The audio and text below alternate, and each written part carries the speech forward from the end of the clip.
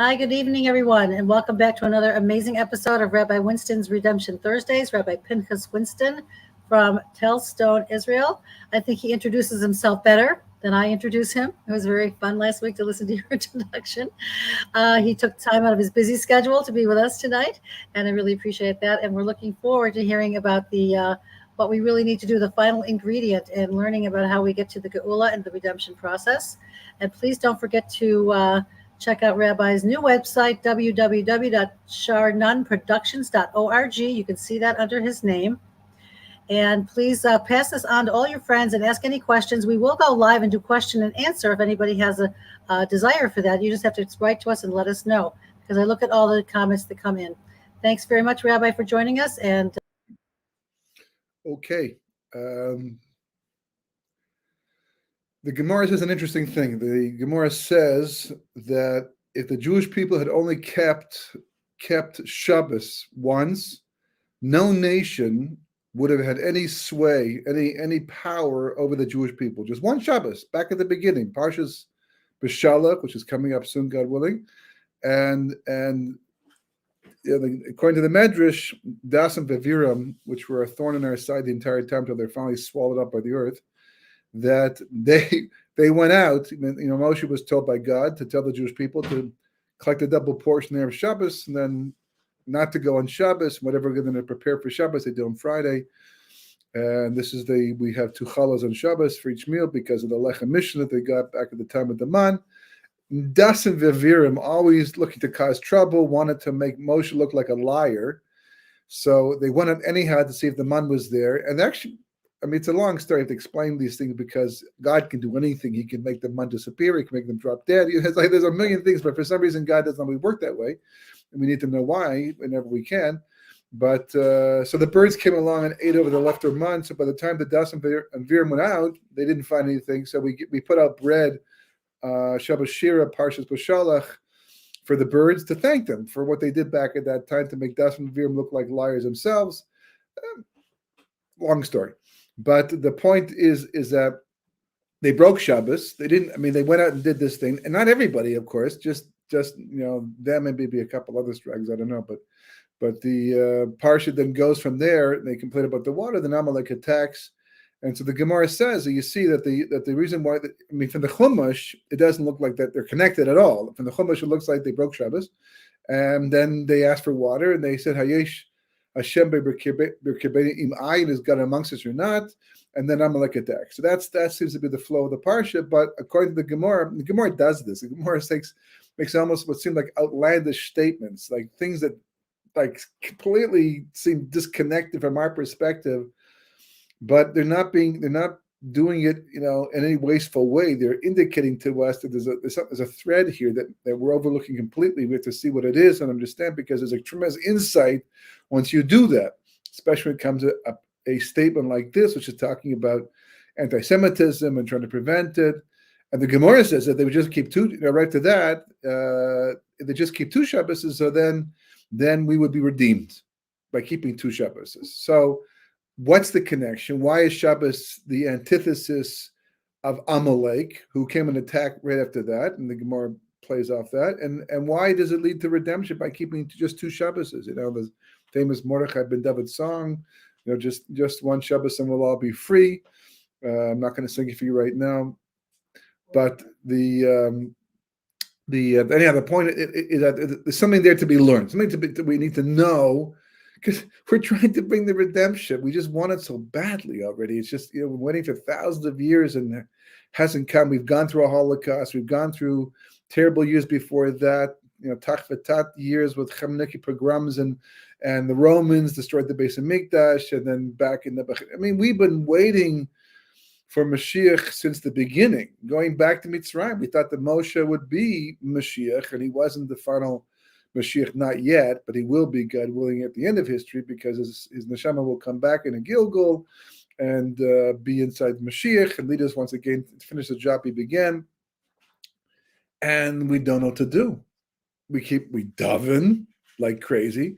No, not maybe always every generation, and maybe not everybody, maybe not enough, but the Divrei Sons spoke about how if he thought it would work, if he knew it could do it, he would take the leaders of the generation out into the open field, and they would keep davening to Hashem for Mashiach to come until he comes. They would not go back home again until Mashiach would come. Nice idea. What happens if he doesn't come anyhow?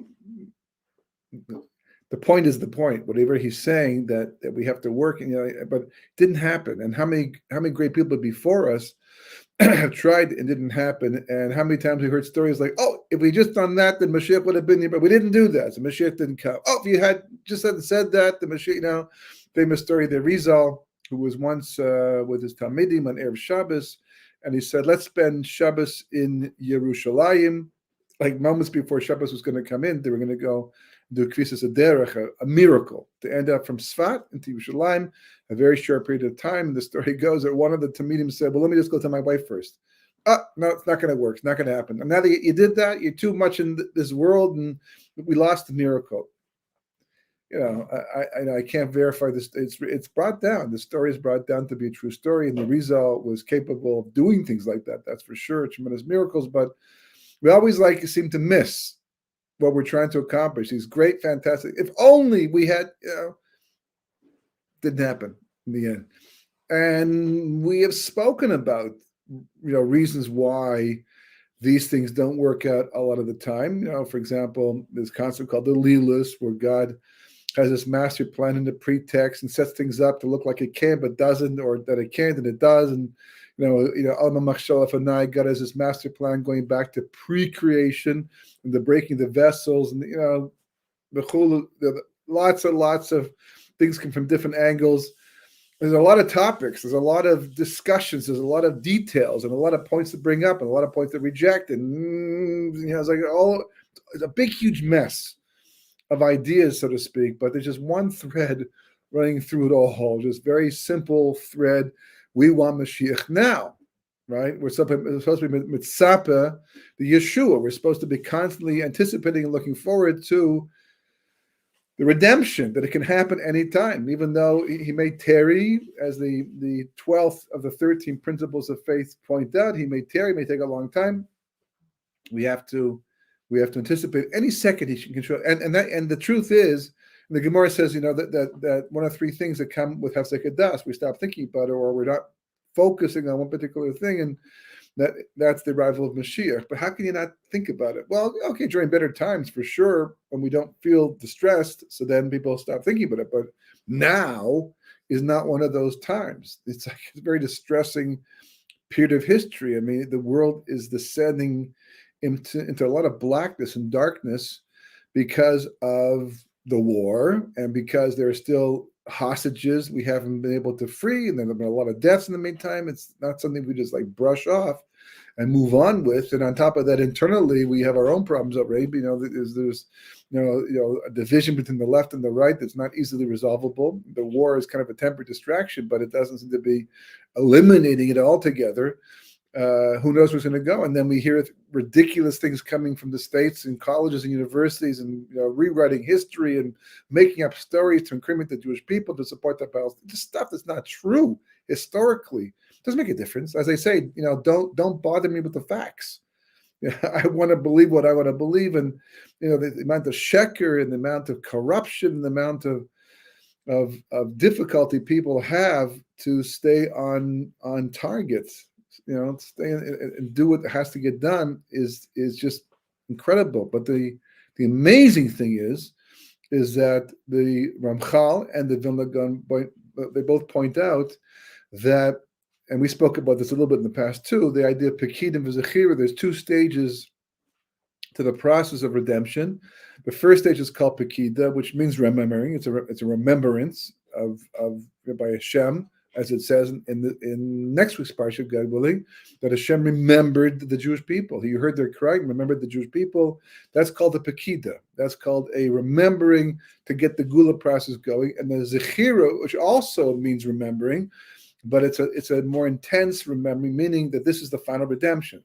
So, for example, when Koresh let the Jewish people go back after only 52 years of exile, after the first temple was destroyed, that's Cyrus, for those who don't know, that was called the Pekida. It didn't finish off the redemption. It was a hint of redemption. We only got to build the foundation of the temple before Koresh rescinded his offer. We had to go back and wait until Mordechai and Esther's miracle against Haman, and then Ezra led the Jewish people back at that time, and we can start to complete the work of the base of Mikdash, which wasn't finished until Herod's time, the Roman time, and that's called the Zechira. So when you have a Pekina Zechir, Moshe going down in next week's Parsha, God says to Moshe, pull him aside with the burning bush, and he says, you're going to go down to Mitzrayim, and you're going to request that the Jewish people be freed, and Paro's going to say no, and then you have to, he doesn't mention the intensification of the slavery, but he says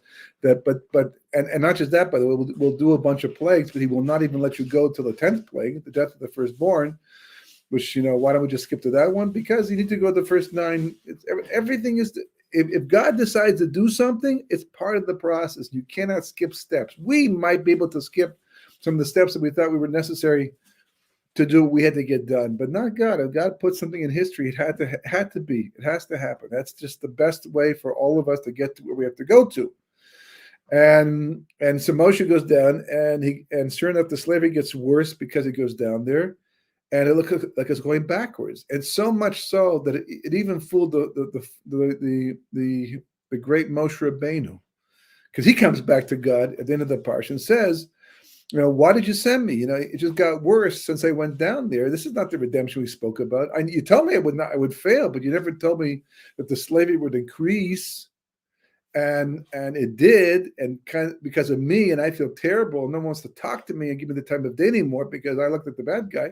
If you're not going to take us out, at least leave us the way it is, so it doesn't get worse. But it got worse because of you, so now we're in trouble.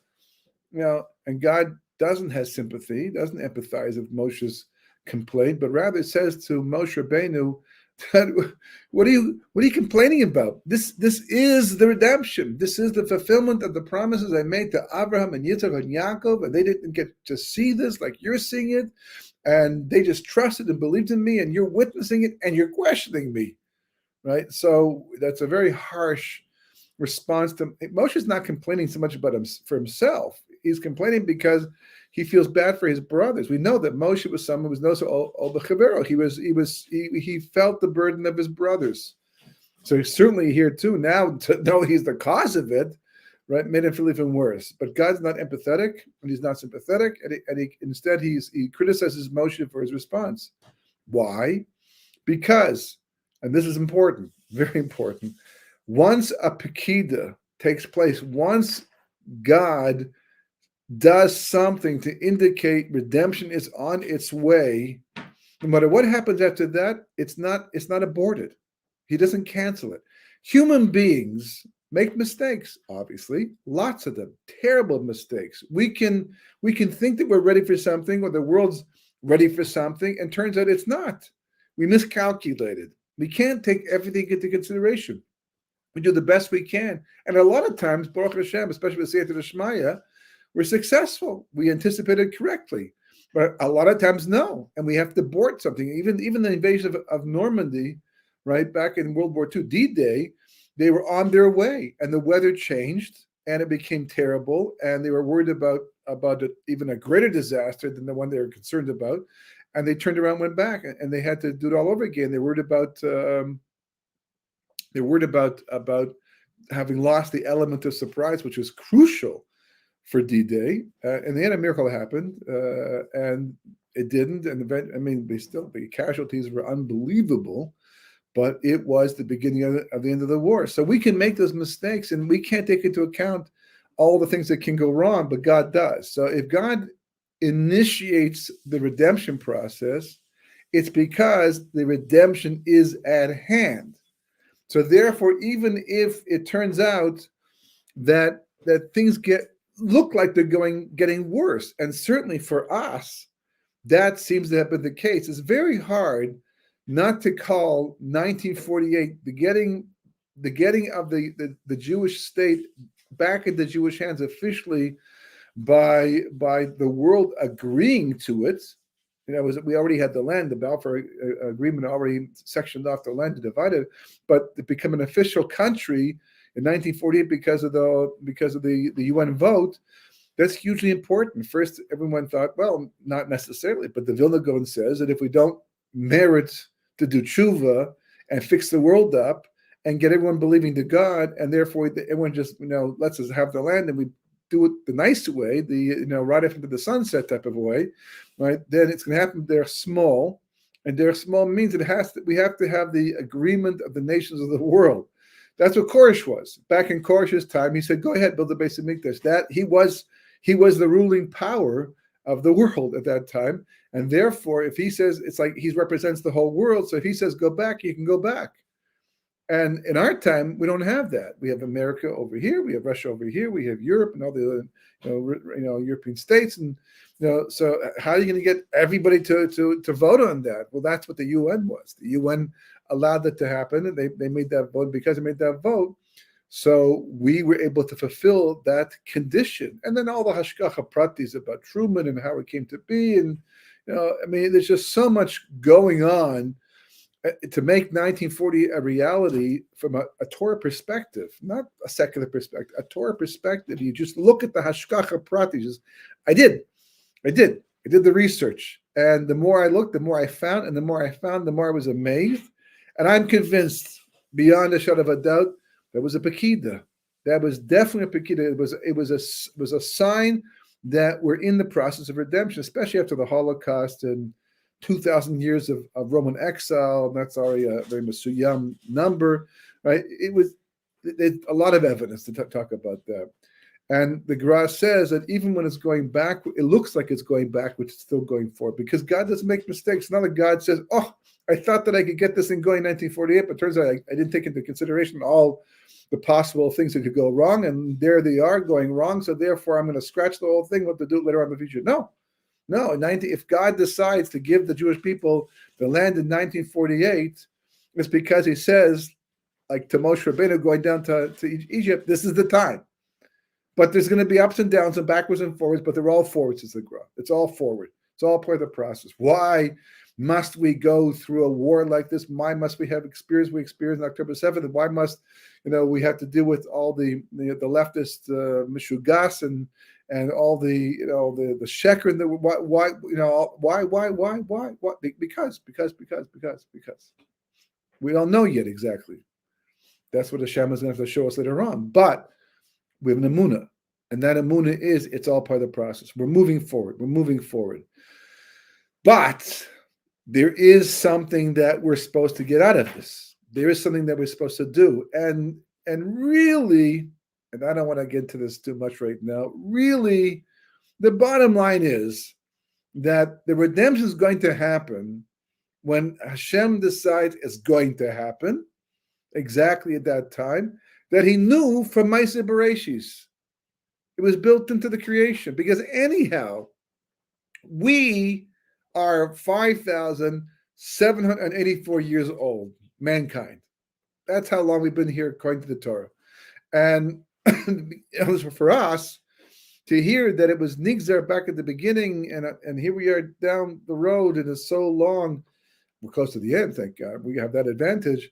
But it's hard to us to fathom how, if God knew it the entire time, then what was all the history in between for? Couldn't He? We're supposed to believe the Mashiach can come any time. He didn't. Could have, but He didn't. But He could have, but He didn't. Yeah, because He wasn't supposed to.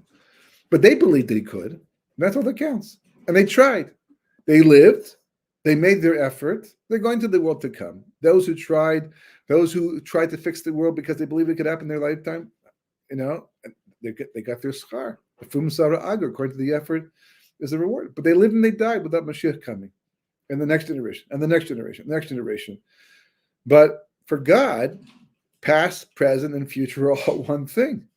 When God decided back at the beginning the Mashiach should come, it's because He already knew at the end of history what it has to look like, because He made the whole plan anyhow.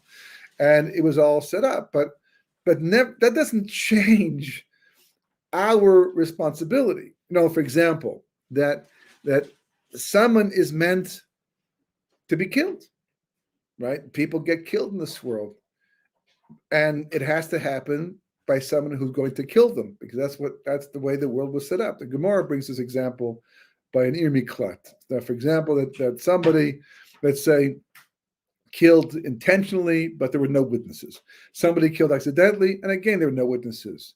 So the guy who killed intentionally with witnesses would have been killed, because that's called for capital punishment. But the guy who killed accidentally, in the times of the Beis Hamikdash, we had Ir Miklat. We had places that accidental murderers had to go and live the rest of their lives, unless the Kohen Gadol died during their lifetime.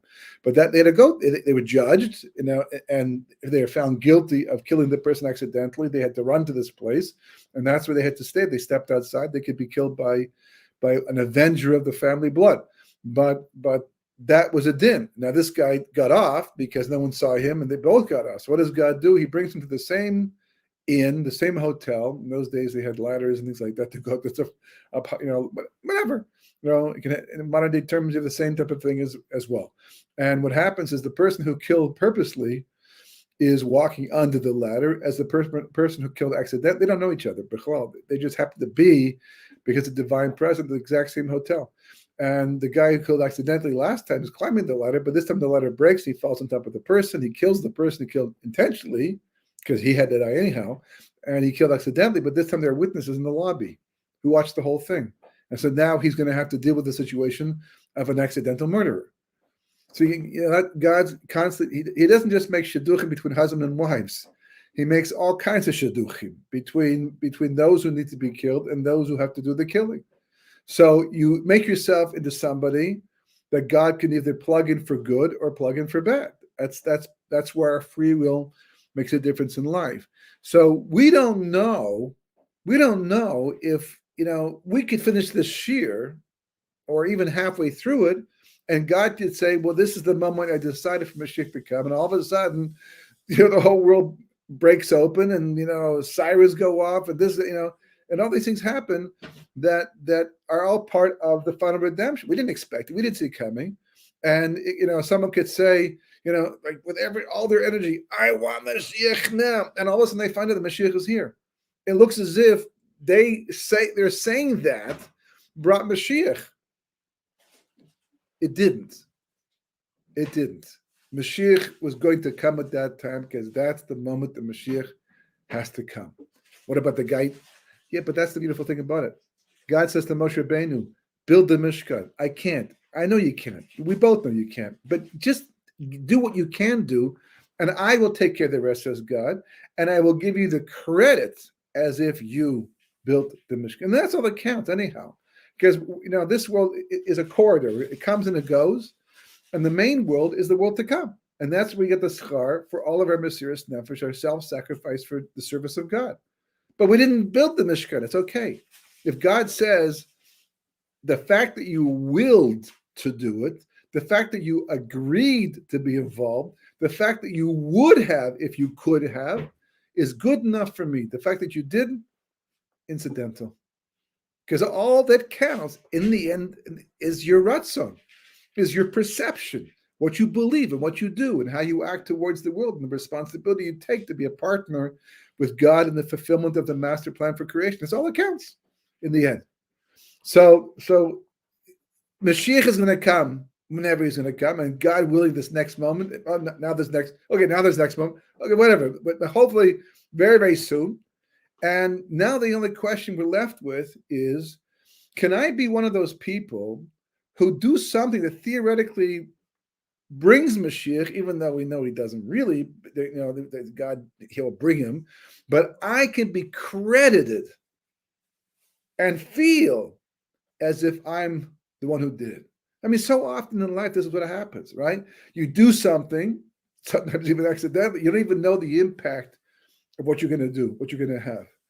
I mean, I had a story once like this, personal story, where somebody who was in yeshiva at the time I was there was going back to North America, and everybody felt it was premature. He wasn't prepared to go back to on a college campus because he had just been learning for a short period of time, and we're all worried he was going to lose it. You go back, you think you're strong, but it takes time until it's part of who you are to such an extent that nothing can shake it. 5, 6 months, 7 months is not enough time. You're in a yeshiva environment is completely supportive. Everybody's doing the same thing. They're all thinking the same thing. You're all talking about the same thing. So you feel strong. But when you're on your own, then it's a whole different story. And everyone kept telling him, You gotta stay, you gotta stay, you gotta stay. And I got in late. I was one of the people who spoke to him like later than everybody else. And I figured it's all been said. So I just said to him, I said, you know something? 6 months, you're out of this thing. You won't be religious anymore. I'm sorry. I like you a lot. I believed in you, but I don't think you have the ability to be able to withstand that type of pressure, and you'll lose it all within 6 months. Anyhow, he left anyhow. Didn't have any impact on him. He just left. And about a year later, I was shocked to find that I was wrong. I was wrong. He was on his way back to yeshiva. He finished a year of his learning, was on his way back to yeshiva. He was coming back to mechazik himself to become stronger in mitzvahs. And I was so grateful to him, that I was happy to be wrong. I'm not always happy to be wrong, but in this case I was. It was okay. Better to be this way. So when he got back finally, and I'm in Eretz Yisrael, in Yerushalayim, the old city. He got back to the yeshiva, and I said, I just got to ask you, I really believe that you wouldn't have made it, and here you are. You came back to yeshiva. I call it kavod to you. He said, let me tell you a story. He said, what you said actually kind of came true.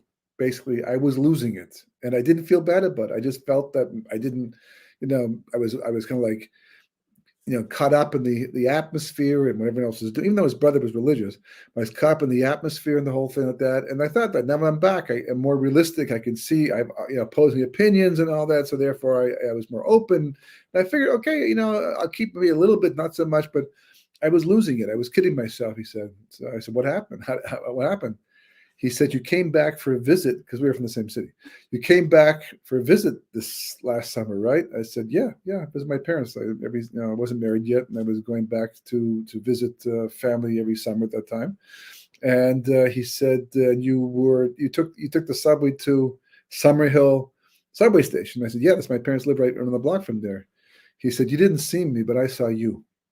I was there in the same subway, the same time. I was on the phone actually, and you didn't notice me. He said, but I saw you come off the subway wearing your black hat and your jacket and all that, which was not so comfortable in those days to do like that thing. But that's I had to do it. That's what I was doing. He said, the moment I saw you, he said, boom, it clicked. What you told me back in yeshiva, all of a sudden it became, I cannot believe this. What he said has come true, and I let it come true. And he said, it so shook him up. He made a decision right then and there. He's going back to yeshiva. Right then and there, the subway station.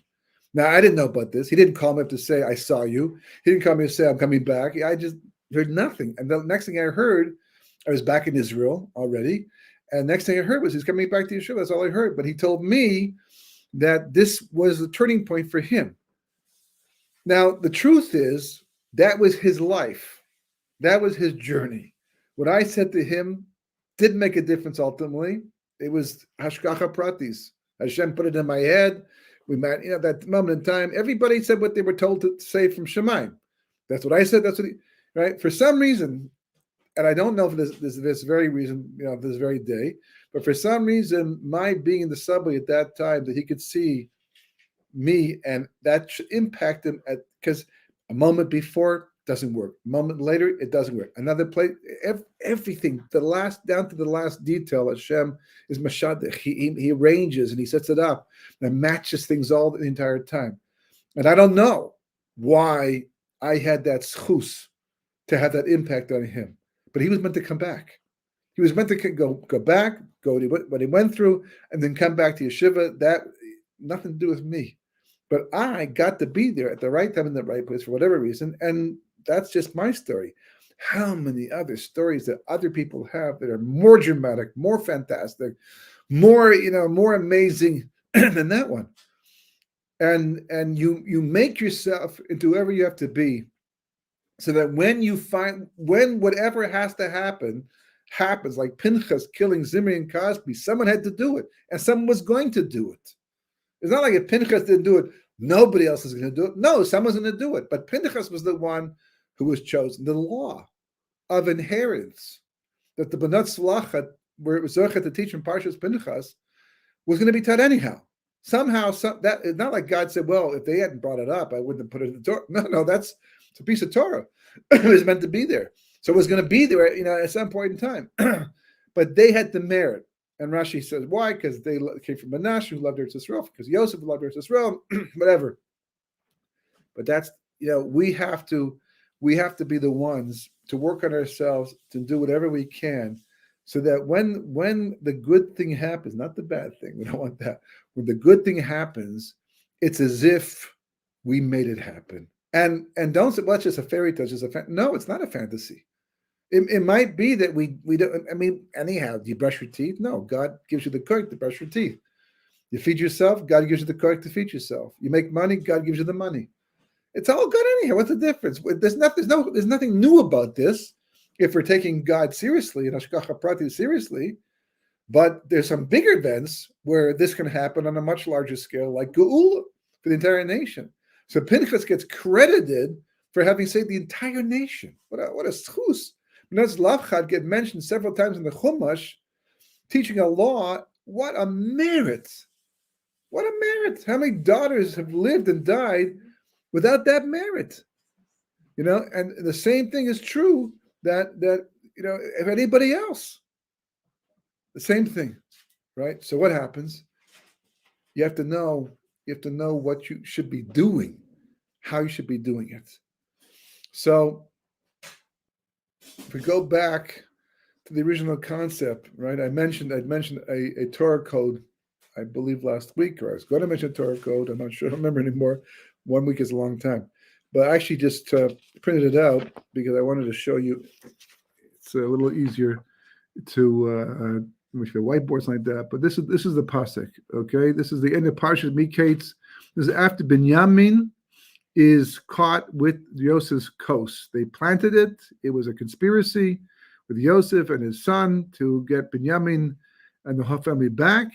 And then Yosef playing the part of viceroy still because they don't know who he is. But Yomer lehem Yosef ma masa zeh asher asisem halo yadatem ki nachesh yinechesh ish asher kamoni. That's the pasuk right there in the Chumash, right? And you'll see. Look at the circles. The circles are circling a single letter. And the distance between each of those letters is just 2 letters. Negative because it's going backwards, called -2, because they're not going forward but going backwards. It's forming the word in reverse. Mem, Shin, Yud, Ches, which is Mashiach, and then the word in blue is Nachesh, right? Which in this case, it's the same letters as Nachesh. Nachesh is a snake, right?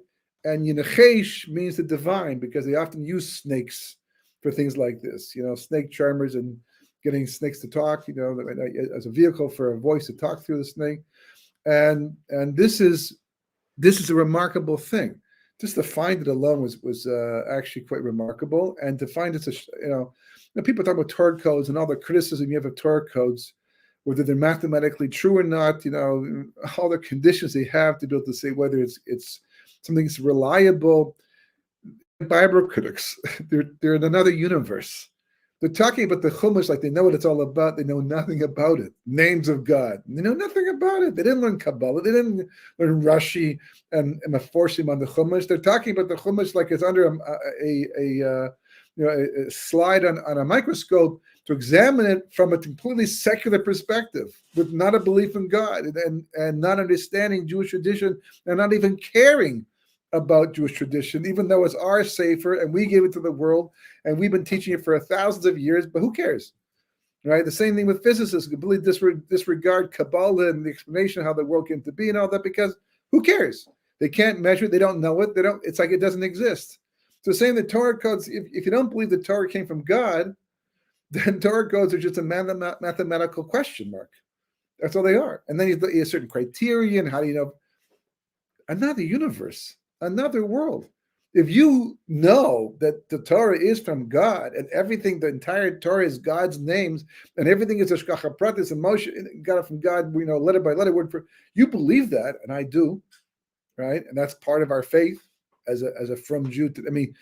3,000 years ago, you didn't have to have faith about that. They witnessed it firsthand, and the next generation knew that their parents witnessed it firsthand, and this went on for a while until it got so distant and so far, and assimilation and persecution, that now we're in the stage of history where we have to, it's an emunah. because the experience is so removed from us. But nevertheless, this is the understanding and the belief. And when you've seen as much as most people who are from have seen, and if you know Kabbalah especially, then it's as if you're Mount Sinai again, because the evidence that the Torah is from God is so overwhelming, even just intellectually. But of course, you can't see that unless you go inside and do the work. You just can't have an experience of it and say, oh, wow, some people maybe do, but in general, it's not the way it works. Kiruv takes a couple of years of learning and an investment of time to get to the truth. That's the way it should be. That's the way life truth should be something you have to pursue after and find. But it becomes that crystal clear. So from that perspective, everything's divine providence. And the fact that an event occurred, and then after the fact you've had a code to support it in an area where it's absolutely remarkable to find it there, we look at that as complete hashgacha pratis. Forget about statistics. And they're interesting. Statistics are really more as part of a presentation to people who don't believe, because that gets their attention. Just like using physics to try to explain, a concept and show how Kabbalah talks about the same idea. It talks to people who don't believe, to get them in the door so they listen to more. But once you're a believer, none of that stuff makes a difference. God's talking to me through the Torah.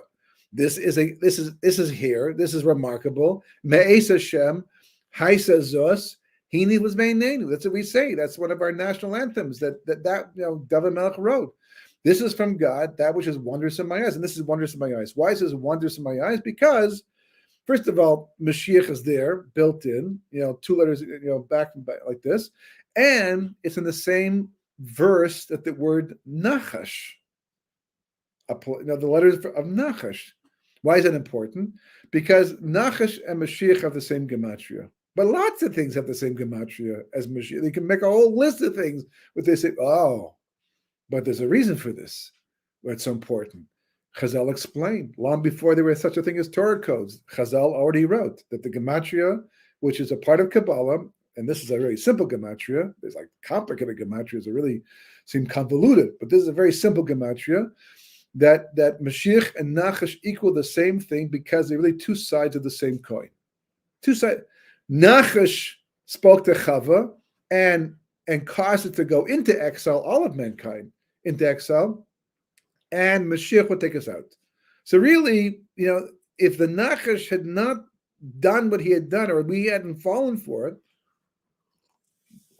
and Adam had instead resisted the Nachash and his wife, for that matter, or she resisted, then rather than going to exile, that would have been, if we'd gone to Shabbos without breaking the command of God, that was already the Messianic year, Yemos Mashiach. So the fact that these two things are side by side like this, and the word Nachash, there are 79,980 words in the entire Torah. 79,980. And the word Nachash is not that many of them. Very, very, very few. Appears at the beginning, appears by Dan. There's a couple places, but not that much. And then here, in this pasuk that Yosef is setting up. So maybe Yosef is hinting something to his brothers, and maybe he's not. Maybe he didn't even know he was doing this. Maybe this is the way that God dictated the whole thing to Moshe Rabbeinu for us, that we should know, that we should get something of this. This is a turning point.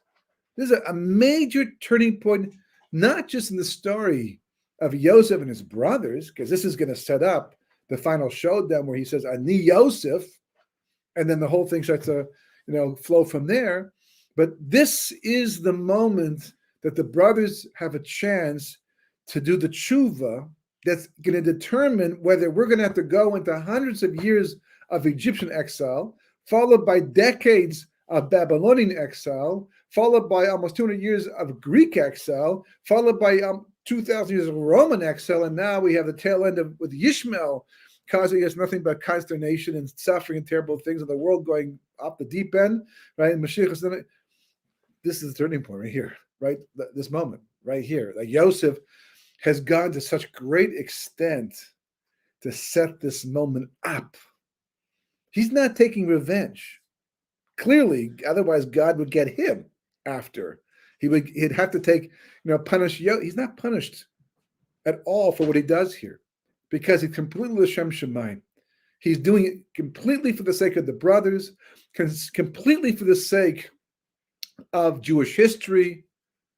He's acting on behalf of Hashem. In fact, so much so that the Medrash says that when Yosef says Ani Yosef, and the brothers, of course, are flabbergasted, they're shocked, they can't speak. So the Medrash says, what's the Lashon? Well, in English, the Lashon is woe for us in the day of judgment, woe for us in the day of tochacha, of criticism. When Ani Yosef, just like the brothers, doesn't explain itself, by the way, it just says that. But again, people explain, because whatever happened by Yosef and his brothers is going to happen in Yom Adin too, the day of judgment for everybody. Just like the brothers found out a piece of information that blew them away, just shut them down completely. Likewise, on our future day of judgment, after all this history is over, and we're standing before God in his heavenly tribune, and he has to judge us, we're going to hear something that's going to cause us to have the same reaction. Some of the rabbis, they tacked it onto this thing of like whatever about the Yosef and his brothers somehow is about all of history. So this is what Yosef's setting up. Yosef is trying to make redemption. He wants redemption. And not, by the way, not just any redemption, not just this redemption. He wants the redemption. Because take a look. That's what they're thinking about in this week's parsha. Yaakov Avinu, he wants to reveal the end of days to his sons. He tries. He starts off saying, gather around. So I can tell you what's going to happen. Achus Yamim. He can't. He loses the prophecy there. And the Gemara says, right, what happened? So Yaakov said, whoa. Where'd that prophecy go? Not from me. Not because of me. It has to be because of you guys. So I'm going to ask you, right? My grandfather gave birth to Ishmael, and that was bad news. And my father gave birth to Esav, and that was bad news. Maybe I have continued on and given birth to somebody who's also bad news, and that's why the prophecy left me. So the brothers come back and they say, Shema Yisrael, Hashem Elokeinu Hashem Echad, and Yaakov says, Baruch Shem Kavod Malchus Amved, which, as we mentioned before a few times, the Zohar says that was Yaakov's way of saying, but not quite. But the question is, what did he ask about? What did he ask them about that they're answering like this? Because obviously, it's like either it's a weird conversation or that was the answer to the question. Then that was the answer. Well, what the answer Shema is Yichud Hashem. It's Hashem Elokeinu. We end up Yom Kippur, right? Hashem Hu Elokim 7 times. That's the issue. That's the whole issue of life. Hashem Hu Elokim. So they're saying Shema Yisrael, and the Gemara explained, just like God is one in your heart, God's one in our heart too. We're one with the oneness of God. And Yaakov says that's not true, because if it was true, then this prophecy wouldn't have left me, because this is what the end of days is all about. This Yichud Hashem. What do you mean? What's Yichud Hashem? What's Yichud Hashem? What does it mean? When Zechariah says it, Zechariah says on that day when Mashiach finally comes and the world is finally fixed up, right? God will be king on the entire land, and he will be one, and his name will be one. So again, Yichud Hashem, Yichud Hashem. I mean, it's an amazing thing. I mean, you don't hear about it. I mean, you put on your talis in the morning. For those who do this, there's a declaration before you put it on. And before you put on your tefillin, if you put on tefillin, right there. And you find in a lot of Haggadahs, before you make the Kiddush, they 4 times, the Arba Kosas, and before lot in Hanukkah, and all over the place. And some people said, before they light their Shabbos candles, right? What's Lashon? No, that's a different thing. L'Shem Yichud Shekabrichu Ushchintei, right? This is for the sake of a Kush Baruch Hu and a Shechina, the Yeched Shem Yud Ke Vav Ke, to unify Yud Ke, because Amalek divides that, Yud Ke and Vav Ke, Shlim, completely, right? B'chu or Chemud, with in fear and love, B'Shem Kol Yisrael, in the name of the entire Jewish people. I'm doing this mitzvah for Yichud Hashem. I'm putting on my towels for Yichud Hashem. I'm putting on my tefillin for Yichud Hashem. I'm davening today for Yichud Hashem. Shachris, Mincha, Mariv. I'm saying to Hillel, Yichud Hashem. You want to get back the hostages? Yichud Hashem. You want to stop the war? Yichud Hashem. You want to get Parnasa? Yichud Hashem. It's just one answer across the board. And yet, you go to a cheder and you listen to them teaching the kids, and there's no mention of Yichud Hashem anywhere. You go to Yeshiva Katana, and no one's talking about Yichud Hashem anywhere. It's just an assumed thing. You have to learn it on your own, whatever. Figure it out for yourself. In the meantime, let's learn all this. Halacha. You go to Yeshiva Gedola, same thing. No one talks about it. And yet, there is nothing else. Yichud Hashem. So that's what Yaakov's obviously asking the brothers about. Did everybody fix up Yichud Hashem, the unification? I've been saying this over and over again. The unification of the name of God. I mean, at the end of Parshat Bashalach, Amalek, right? Amalek attacks the Jewish people because why? Hayesh Hashem b'kirbeinu im ayin. Now, ayin literally it means is God amongst us or not? That's what that is. God amongst. What do you mean? Is God amongst you? You just had the miraculous splitting the sea. You're eating man, which is miraculous. 10 plagues. You left me trying. How can you? God, you want a seminar or something? Like no. So that's why Kabbalah says no. They're not asking that question. They're asking is Hashem amongst us or a higher level of God, which is Havaya. Well, there's the God who works through Teva, like Paro understood, right? He believed that Elohim works through, through Teva, through nature.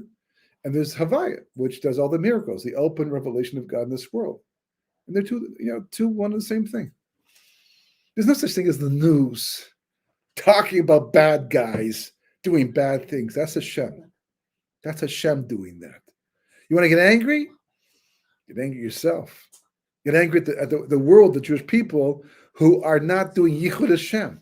Because everything that goes wrong is because of lack of, that's the missing ingredient. Everything's going wrong. All that we're doing in our lifetime. The moment that we do anything in our life that indicates in the slightest of ways that we're not connecting up what's happening directly back to Akash Baruch Hu, we're doing Amalek's Perid Hashem. We're dividing the name. And that results in galus. That results in exile. And that's what Yaakov is trying to tell his brothers right here, right? Mashiach, Nachash, or his sons. No, his brothers. Yosef. This is Yaakov's son. This is what Yosef is trying to tell his brothers right here. That's what he's telling Yehuda. You understand that the reason why all this is gone south on you is because the Medrash says that when they sold Yosef, we don't even hear Yosef crying. We don't hear till later on, and after they're already being, getting in trouble with Yosef and having all this trouble, that they even heard him scream out and ignored him. We don't hear that at the time. It's like, "Hi, Yosef, come. We're going to say it. Bye bye." That's all. It's like, boom, boom, boom. It's over. We don't hear anything at that because that's the way they looked at it. That's the way they acted. That's how certain they were themselves. And not just that, but the Medrash says that they even imposed an oath on God and said to him that don't tell Yaakov, don't tell our father what we've done over here. Don't tell him that we sold Yosef, please, right? And we're going to put an oath. Who puts first of all, how do you do it? But who puts an oath on God? I can put an oath on you. You can put an oath on me because I don't know everything. You don't know everything. So maybe I know something you don't know, and I know the disaster results. I can say, take an oath. You won't spill the beans. Because maybe by doing so, you'll do a destructive thing to protect the situation, take an oath. But if God decides that it's the right thing to tell Yaakov, you're going to ask God to do the wrong thing? Don't tell him. Don't tell him. This is God we're talking about, okay? And if God decides he's not going to tell Yaakov, can you make God tell? No. So what does it even mean that they imposed an oath on God? It means that they acted in such a way, they were so locked into their belief, they were so sure that they didn't bother consulting with God. They didn't bother consulting with Yaakov, who could consult with God. Ask him, what's with Yosef? We see this and we see that, and we're not sure. But now, what do you see? They didn't do that. They acted as if they're the ones who have to make the decision. So God says, okay, that's the way you want to go. That's the route you want to take. I'm gonna have to go along with that one because you need to learn a lesson. You need to understand the deeper, same thing Manasseh. Yeshaya says to Manasseh, why did you not get married and have children? It's a Torah mitzvah. And Chizkiyahu. And Chizkiyahu says, he's a king, he's a righteous king. Chizkiyahu says to Yeshaya, because I have a prophecy that I'm going to give birth to a son who's going to turn this country back to idol worship after I spent all this time convincing them not to do idol worship. I don't want that. I want nothing to do with that. So I'm not going to get married, I'm not going to have children. So Yeshaya says, big mistake. You're going to lose your world, this world, and the world to come. It's such a terrible affair you're doing. I don't care about just where you're going to lose everything. They were actually they weren't in the best of terms, the two of them. And you want to go ahead, but I'm told by God to tell you to write your will because you're losing it all. And so he gets married, has child, has Manasseh, right? But it's like, what about God? You don't like the ask? Why must there be a Manasseh? You can't tell me? Okay, I'll just have to trust you for the process. So let's go back to the first place all of this happened. It used to always bother me to read the story because it's so weird. If you're paying attention and you're not just going with the flow, it was weird. There's the snake, the original snake, talking to Chava. And they have this dialogue. And Chava says, Elokim. Doesn't say Hashem Elokim. Elokim, a lack of Yichud Hashem. She just talks about Elokim, who is the level of Teva. Right? And he says, no, Elokim also, the Nachash back in Mishnah. Where is God in all of this? Where is he? From reading the story, it seems like God's somewhere else altogether. Like they're on their own, some back room, secretly in the dark, talking, and having no idea what's going on. But it's like an operating theater. They're all up there quietly watching the surgery down below. You have to forget they're the doctor operating, but they're watching. They're right there watching. Shh, don't make a peep. And God is right there. Adam's not right there. He's on a teal somewhere in the garden with God also. But God's right. God's watching the whole thing, saying nothing. It's all unfolding. So why does the Torah convey, as if he's not there? Because the Torah wants you to feel what it was like for them, that you can see for yourself what it could be like. So the Torah, you can only if you're God ready, you can do this type of a thing. But the Torah is like saying, this is what it was like for her. Even though we know that God's right there, and any mom can say, what are you doing? Like the mother who's standing watching their child. Will he? Won't he? And just he puts his hand, she gives him a chance not to do it. But when it gets to the point where he's just about to touch the cookie, what are you doing? You can't take that cookie before supper, and he jumps 1,000,000 miles in the air because he got caught in the act. So, why doesn't God say, oh, you give us a snake after I told you not to do it? No, had to go through the whole process. And then God shows up as Ayeka, as if I was someplace else, and here I am, and you surprise, what you've done. No, I know exactly where you are. I know exactly what you've done. I even set the whole thing up in the end. But that's the way they acted. That's the way they behaved. And Yosef has these dreams. And, the Gemara says that a person should at least wait 22 years before they give up on their dreams.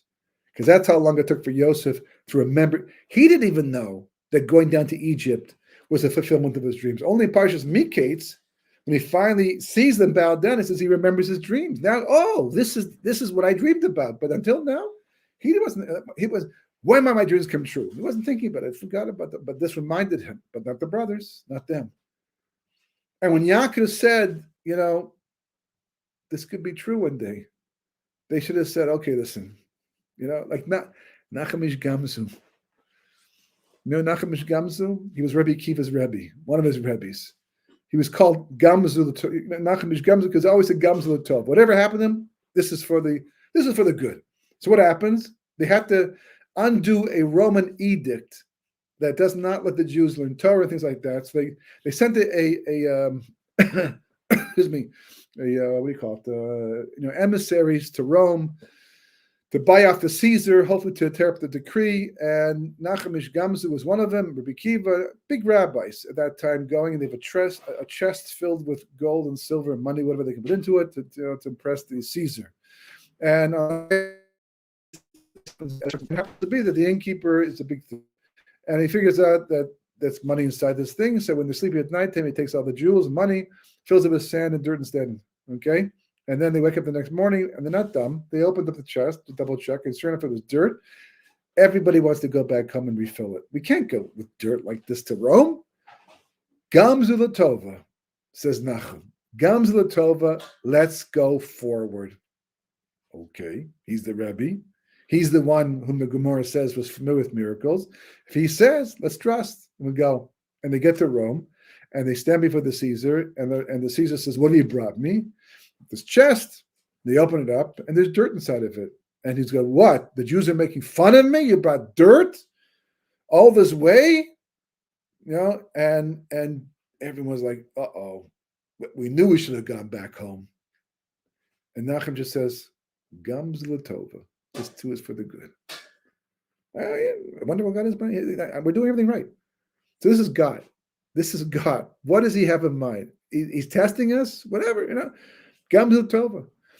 And the Gemara says at that moment in time, Eliyahu, dressed up as a Roman officer, whispers into the ear of the Caesar and says, there's a story that their ancestor, the great Avram Avinu, once was fighting a war, and rather than use weapons, he used dirt. And as he threw it, it became swords and all kinds of, and spears, and he was able to vanquish his enemy with this dirt. Maybe that's the same type of dirt. So Caesar is intrigued, and apparently they were fighting against some people somewhere, and they could not be matzliach, they could not be successful. So he decides to test it out, and they take this thing of dirt, and they use it, and they throw it, and sure enough, they win the war, the battle. Caesar's duly impressed. I mean, everyone wasn't under house arrest until they got the results, but now that the results are in, he brings them back and says, you guys are heroes, I love you guys, you can have whatever you want. He opens up his storeroom with jewels and all that, and they find the document with the decree, and they say, we want this. And he says, you can have it. They rip it up, and that's the end of the decree. And he also gives them a whole chest filled with money and gold and silver and sends them on their way. What a happy ending. Riding off into the sunset with a chest full of gold and silver and a ripped up decree. And they stay at the same hotel on the way back in. And the innkeeper says, I'm surprised to see you. How'd it go? Wonderful. We got this chest of money and all that. And it just was fantastic. So the guy says to himself, okay, I guess the Caesar's into dirt. And he packs up a whole bunch of dirt and goes to Rome. And he stands with the Caesar, says, Caesar, I brought you all this dirt. And the guy says, what, you an idiot? Kills him. So he gets his just reward. And actually comes, and everyone else goes home happily. It's all happily ever after. But Gams Latova trusted the process. The brothers could have said, we don't like him. We think he's a nuisance. We think he's a potential danger to the Jewish people. But if God decides that he's going to be king one day, let's give him a chance. Let's see where it goes. Okay, so we'll avoid him as much as possible. Meantime, until he grows up and matures a bit. But if our Father sees something and God sees something to give him these dreams of, maybe it's not delusions of grandeur. Maybe it's something real, and we should take into account this is the plan of God. And see it that way. And that would have solved everything. But of course they didn't, because that's divine providence, that's that's history. But that's Yichud Hashem. That's on a level like that, no one can. This is what the parsha ends off with the brothers coming to Yosef and saying to him, because Yosef used to have them up for dinner, and now they weren't coming anymore because Yosef was very busy. He did it because of his father, honor his father. They had the whole family over for dinner. Once his father was dead, so there was not as much of a imperative to have them all together. But they took it the wrong way because they're feeling guilty of the sale. It's on their conscience still. And they say to Yosef, they actually speak to Menashe, and they tell Menashe to tell Yosef that our father told us to tell you before he died that we should tell you later on not to take revenge against us for what we did. And Yosef knows through lying because he knows that Yaakov never suspected him of such a thing. And he says classic words, am I in place of God? You meant to do me harm. And look, it was all to save the Jewish people in the end. So I'm one person. There's 10 of you. Can I do you harm? Yeah, but you manage the mightiest army in the whole world. You're one of the heads of Egypt. You say off the head, it's off with the head. No, that's not true. I can only say off with the head and cause it to happen if God wants that person to lose their head. But if not, there's nothing I can do. Right? That many of the plans and the thoughts of a person, right? But God's will is what prevails. As they say in Yiddish, man dances and God laughs. It's like we're that's Yichud Hashem. That's geula. The moment a person in their own personal life is able to reach this level of Havaya Elokim, and I know this is a deep concept, so we can't just leave it here and not talk about it again next week, B'ezras Hashem. But we'll go into more detail, more practical detail about this idea. But this is the foundation. The moment a person is able to do that, and we'll see that's what's going in Mitzrayim. That's the whole exile in Mitzrayim to the redemption has been all about building this yichud. We'll see it inside. So obvious once you see it. And the moment a person achieves it, they personally can already experience redemption, even if the rest of the nation's still in exile. And if the whole nation reaches it, that's it. We're done. Work is over. And Mashiach comes, and it boom, boom, boom, falls into place. Have a good Shabbos. Rabbi, can I ask a question, please? Sure. Okay. Number one, I would like you to try to give in light of what you said tonight, which was very deep, and I have a lot more questions that I'll ask personally, privately, and maybe you'll make a whole shiur out of it. But last week you mentioned that you have to make yourself the proper vessel in order to receive, this light that comes in. So, and then there are tzaddikim in the world. You said that they disassociate from so much in the world that gives them pleasure, and they're the ones that really enjoy life more because they're the ones that this probably brings them the Yichud Hashem, I imagine, right? Absolutely. But number one, I have a Rebbitzin. I have a Rebbitzin who I think lives like that. She keeps herself nice and beautiful and everything else. Like, she dresses nicely, whatever. She doesn't deprive herself live like a pauper, but she does. She's never been on the internet. She doesn't go out to anything. She davens and she teaches and she's brilliant and she's unbelievable. And I look at her as someone like that. And I'm thinking, I'm probably not going to reach that level myself. So where can an average person like me who's really concerned about becoming Yichud Hashem, how can an average person either turn into someone like her or can we in our own self? Like you're basically indicating, we have role models to help us understand what we're supposed to do, but nobody is meant to be like anybody else. Everybody has their own personal level, and it really goes down to consciousness. Like this question you're asking, a lot of people who also know this Rebbe, they're not asking that question. It's not their consciousness. They're not thinking of it. It's not real to them. They might admire and want to emulate certain things, but it's not bugging them. So for them, they're not going to get to that point. But the starting point to getting to a higher level is asking that question. And the fact that you ask the question, that already is a major step in that direction. And that's what we have to do. That's what Yosef was doing to his brothers the entire time. Look what they're doing. All they can do is ask questions.